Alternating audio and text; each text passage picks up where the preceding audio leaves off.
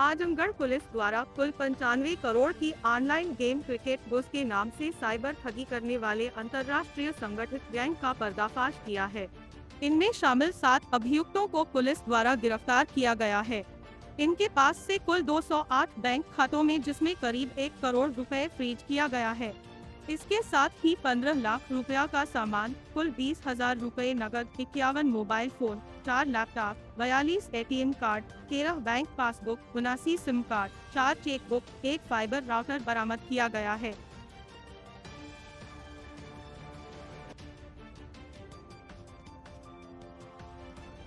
बड़ा लालपुर जनपद बनारस से गिरफ्तार किया है, जिसमें करीब 7 लोग मिले हैं।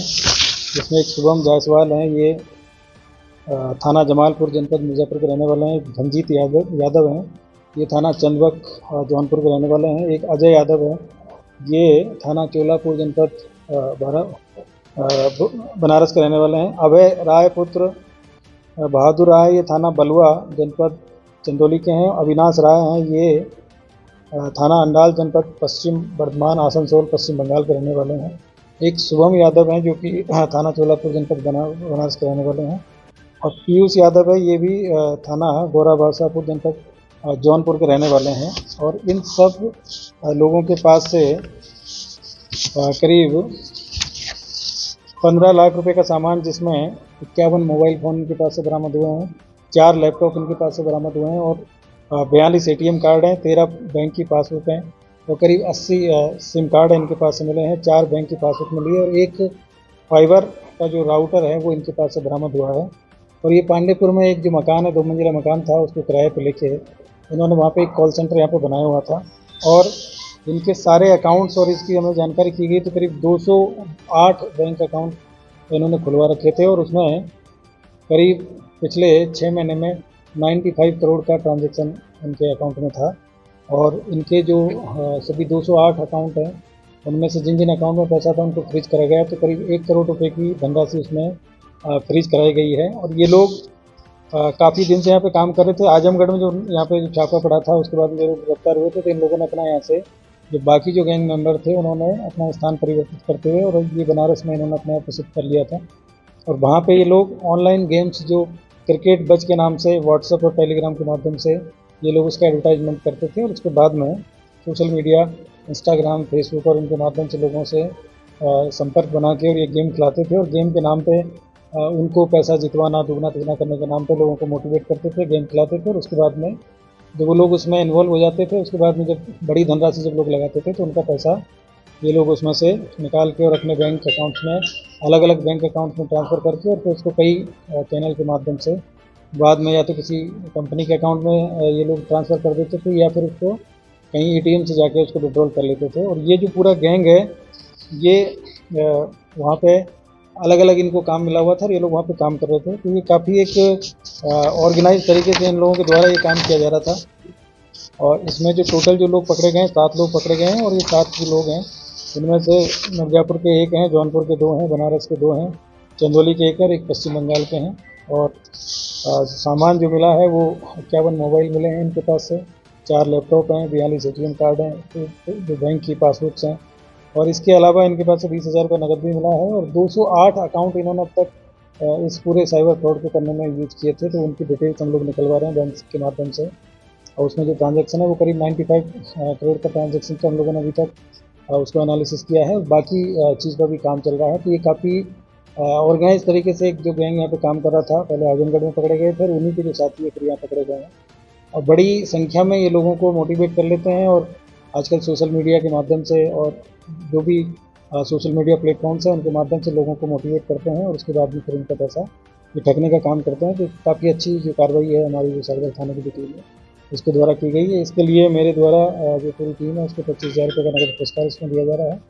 अब बाकी जो पूर्व में 11 लोग पकड़े गए थे और ये 7 लोग भी पकड़े गए हैं।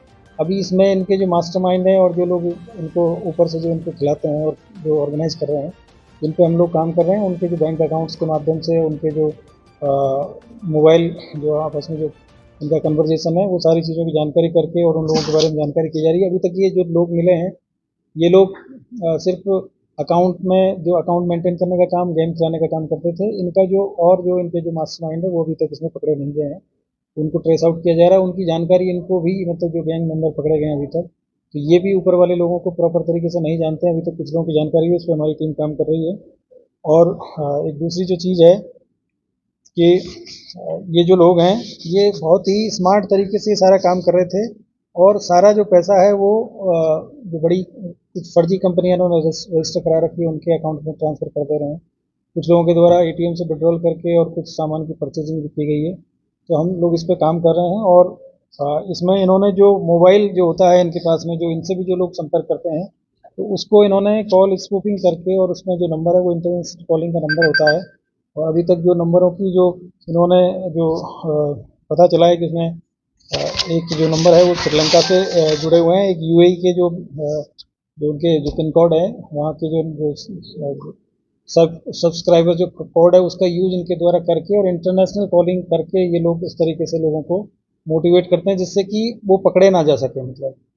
और मुझे लग रहा है कि हम लोगों ने जो काम किया है, ये लोग यहीं के लोकल लोग हैं, और इस तरीके से जो इंटरनेट कॉलिंग के माध्यम से लोगों को ठगने का काम करते हैं, तो उस पर हम लोग काम कर रहे हैं। जल्दी उन लोगों को भी हम लोग उसमें पकड़े।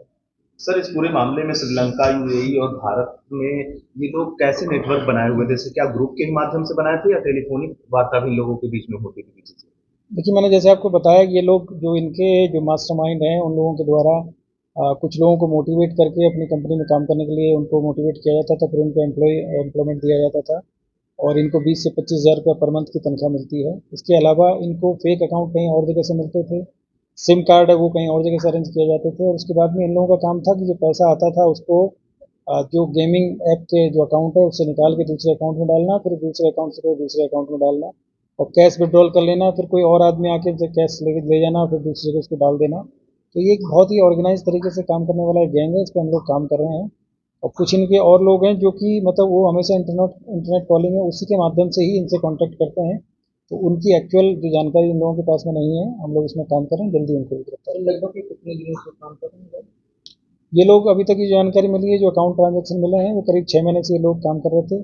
पिछली बार जब आजमगढ़ में यहाँ पे जो गैंग पकड़ा गया था, तो उसके बाद में इन्होंने अपने सारे अकाउंट पुराने थे वो बंद कर दिए थे, और उसके बाद में फिर नए अकाउंट खोल के फिर इन्होंने फिर से काम शुरू किया गया। तो वो पुरानी जो अकाउंट्स थे उनकी भी हम लोग जानकारी कर रहे हैं कि वो कब तक इन्होंने ऑपरेट किए थे, और उसके बाद में ये जो नए अकाउंट इन्होंने लिए हैं, क्योंकि अकाउंट इनके पास में सारे फेक अकाउंट्स हैं। और 208 अकाउंट की डिटेल तो इनके पास से मिली है, जो पहले जो गैंग मिला था उनके पास में भी कई सारे अकाउंट्स थे। सिम कार्ड भी इनके पास बहुत मिले हैं। मोबाइल इनके पास में अभी 51 मोबाइल मिले हैं, और 4 इनके पास से जो लैपटॉप हैं वो मिले हैं। एटीएम कार्ड है वो भी बड़ी मात्रा में मिले हैं। तो हम लोग इस पर काम कर रहे हैं, और ये काफ़ी एक बड़ा एक गैंग है जो कि ऑर्गेनाइज तरीके से काम कर रहे हैं।